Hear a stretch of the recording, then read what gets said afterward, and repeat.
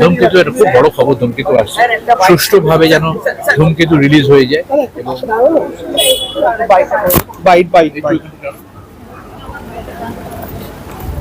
আমার কাছে খুব বড়, কারণ আমার ইন্ডাস্ট্রি বহু মানুষ স্বীকৃতি পান এবং সমস্ত অভিনেতা অভিনেত্রী, কলাকুশলী, প্রযোজক, পরিচালক এবং আরো টেকনিশিয়ান তারা পান। কিন্তু আমি এখনো মনে করি টেকনিশিয়ানদের জন্য আরো অ্যাওয়ার্ড বাড়ানো উচিত। বিভিন্ন বিভাগ, অনেক বিভাগ মিলে একটা ছবি হয়, সেক্ষেত্রে তাদের অ্যাওয়ার্ড আরো বাড়ুক। এবং টেলিসিনের কাছেও আমার অনুরোধ, যেটা যত বাড়ানো যায় তত ভালো।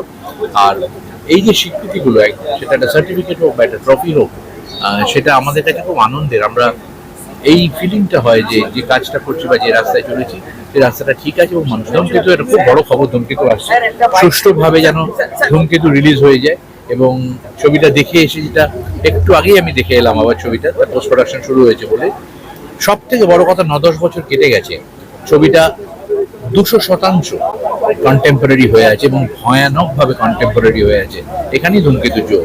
এটা একটা পারিবারিক ভালোবাসার গল্প, একটা অদ্ভুত পরিবারের গল্প, যেটা আজকে সামাজিক প্রেক্ষাপটে চূড়ান্ত গুরুত্বপূর্ণ।